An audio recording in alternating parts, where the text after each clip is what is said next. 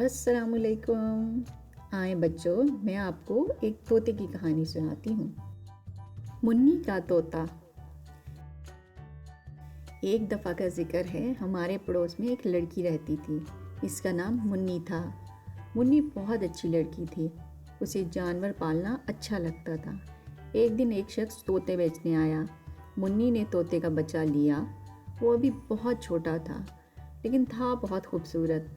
اس کے ہرے ہرے پر، گردن پر سرخ سرخ دھاری تھی، چونچ تو بالکل لال تھی، پاؤں بہت مضبوط، پنجوں سے چیزیں پکڑتا تھا اور چونچ سے چیزیں کتر کر کھاتا تھا۔ کھاتا تھوڑا اور ضائع بہت کرتا تھا۔ منی نے اس کے لیے ایک بہت اچھا پنجرا خریدا۔ اس میں ایک صاف پیالی پانی کے لیے تھی اور ایک چھوٹی پلیٹ کھانے کے لیے تھی۔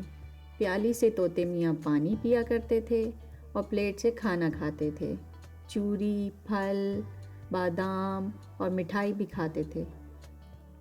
پنجرے میں ایک چھوٹا سا جھولا بھی لگا ہوا تھا۔ طوطے میاں اس پر جھولتے اور بہت خوش ہوتے اور ٹیں ٹیں کر کے بتاتے تھے۔ منی نے سوچا طوطے کو پڑھایا جائے۔ ایک دن اس کی بسم اللہ ہوئی۔ سارے محلے کے بچوں کو پھل اور مٹھائی ملی۔ منی نے سب سے پہلے اسے اللہ اللہ سکھایا، پھر اماں سکھایا اور پھر سب گھر والوں کے نام سکھائے گئے۔ طوطا روز سویرے سویرے اٹھتا، سب کے نام لے کر شور مچا کر اٹھاتا۔ جب اسے بھوک لگتی تو زور زور سے چیختا، منی بھوک لگی ہے،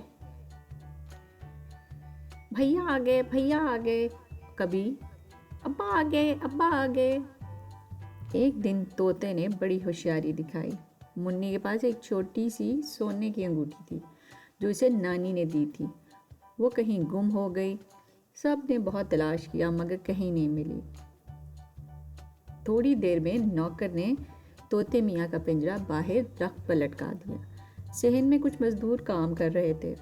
طوطے میاں کو شرارت سوجی، وہ چلانے لگے، چور چور باجی چور، چور چور باجی چور۔ سب لوگ طوطے کی آواز سن کر بھاگے۔ کیا دیکھا، طوطے میاں چلا رہے ہیں۔ وہ مزدور بھاگ رہا تھا۔ سب کو سمجھ آ گئی کہ انگوٹھی مزدور نے ہی چرائی ہے۔ لوگوں نے اس مزدور کو پکڑ لیا اور اس کی جیبیں ٹٹولیں تو انگوٹھی مل گئی۔ اب طوطے میاں کی قدر اور بھی بڑھ گئی۔ سب لوگ اچھی اچھی چیزیں لا کر طوطے میاں کو کھلاتے۔ اس نے بہت سی اچھی باتیں سیکھ لیں۔ بہت سال تک وہ منی کے پاس رہا، پھر اس کی چھوٹی بہن نے لے لیا۔ میاں مٹھو ابھی تک اسی گھر میں ہے۔